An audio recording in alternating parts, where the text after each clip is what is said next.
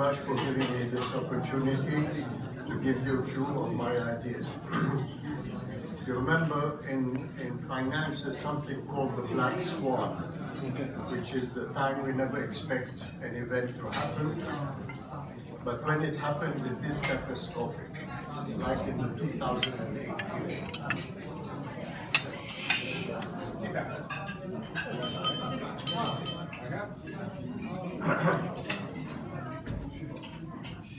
What I'd like to say is the events I see in the oil side, the security in the Middle East, lead me to the conclusion that we should expect an oil price of about $80 and a gas price of about $10. This is in the long predictions of all the long-term planners today. But why am I coming to that conclusion? Because in order to achieve those two objectives, we don't need more than 3 people in one room for 1 hour. These 3 people are President Putin, President Rouhani, and Minister of Defense Mohammed bin Saleh. Together, these 3 represent 50% of the oil reserves in the world. Together, these 3 represent 50% of the gas reserves in the world. Together, these 3 have 25% of the production of oil today in the world. Therefore, by historical and geographical accident, 3 nations can combine and work out their differences. And why are they going to do that? If they agree only on 60% increase of the price of oil today, and I'm not talking about 73 where we went from $1 to 12, and we always go because oil is a weapon and oil is geopolitics. In this particular case, when you just have 3 nations that can exercise such power, and after they walk out, the result is $3 trillion for them in the next 10 years. Now, what is $3 trillion? China sweated for 40 years to put $3 trillion reserves. United States lost $3 trillion in the last 15 years, which changed all its politics. They lost $1 trillion in the 2008 financial crisis, which they never expected to happen, but happened. There's another $1 trillion that was lost in Baghdad, where we thought we would bring democracy to the Middle East, and another $1 trillion in Afghanistan. Therefore, when you depend on people who think they have the solutions, and nobody has more resources than the US in terms of making predictions, and yet some major issues we were wrong. Vietnam, Afghanistan, Iraq, and the so-called Arab Spring, which was completely misread, ended up by being an Arab winter.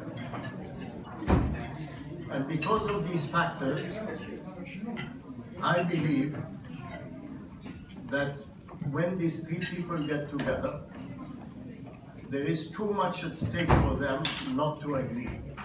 Now, what are the disagreements and motivations? For Russia, a ruble at 65 is a real catastrophe for this big nation. And we mustn't forget that this big nation has played an important role in our recent history, where we never thought, at least I never thought, I would be one day alive without a Cold War. They stopped the Cold War, they blew up the Warsaw Pact, and what did they get in return? A NATO which is still expanding. I know we have some issues, Ukraine, Georgia, but these are peanuts compared to where we were. And our people with a lot of greed don't see that there are red lines. Therefore, Russia being an important player and an important energy player, and I would tell you, the only reason Mr. Putin came to Syria, it's because of oil and not because of Syria. Now, the counterparty to that is that we need Saudi Arabia to follow. Saudi Arabia has for many years been protected by America, and therefore, when you have too many crutches, you don't have muscles anymore. Today, they're on their own. They have a brilliant leader, 30 years old, but so was Alexander and Napoleon. And he has decided to find certain solutions. Up to now, the dialogue between the Russians and them has not yet found a practical side,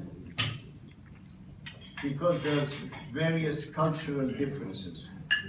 And the third player in the room is, of course, Iran. And Iran today is a key player in the Middle East, has been for history's sake, always. Under the Shah, it's Iran that took the price up. There were 3 players in 1973. I was involved in the back channels. It was the Shah of Iran from $1.80 who took it to 12. We got King Faisal to follow him, but we needed a third person, and that was President Sadat. Because if you want to increase the price, the other side of the coin is a military operation. And if you want to do a military operation like Sadat, who knew he could not win against Israel, he needed the oil weapon. And all of a sudden they got married, and in 7 months we never saw the price of oil back to where it is. 43 years later, I see the same situation now in the next 24 months. You cannot keep a nation like Russia or Iran under such pressure, because also it's a weapon which is being used against them. It's true that the price of oil collapsed because of shale, but it could have been stopped by Saudi Arabia if they wanted to. They thought they could use it today to hurt their enemies. But the impasse in the Middle East is leading us nowhere. So, in my belief, when there's $3 trillion available, even enemies become friends. I know I've heard other speakers this morning talking about the difficulty of Iran, and that it's very difficult to come to an ideological agreement with them. But you know, even ideology is used. Let's not forget the Catholics in history was much worse than ISIS. Who did the Inquisition? ISIS, to me, is a very small passing stage, which doesn't, it's not the military option which is missing, it's the political decision. Just imagine if these 3 gentlemen decide politically that they want security in the Middle East. Without America, without NATO, because forget America and NATO now, they have their own problems. Today we have to find regional stability. And in the region, the players are Turkey, Israel, Egypt, Saudi, Iran, and one external player, which is the Russian player. He decided to come in. Would anybody have ever imagined that Mr. Putin would arrive in Syria and back Mr. Bashar against NATO, against human rights, against everything else? But you know what? He's right. Because the alternative is much worse. And politics is only a choice of the lesser evils. Today we're following him. I think the next step, and especially Iran is a big problem with Saudi, but Iran is completely dependent on Russia, on weapons and on the rest. As you see, they're together in Syria with Hezbollah, unfortunately. But all these things are only symptoms that can get solved. because the issues are much bigger.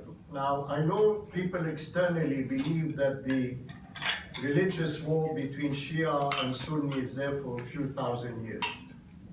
It has been there, but we've also had ideological wars in the past. We've had the major Cold War with the West on one side and Russia on the other side and China on the other side. Now, what did we do with these ideological differences? We didn't go nuclear war. That's over. We channeled that energy in elsewhere. And I see the Shia and the Muslims and the Sunnis agreeing on a new Sykes-Picot.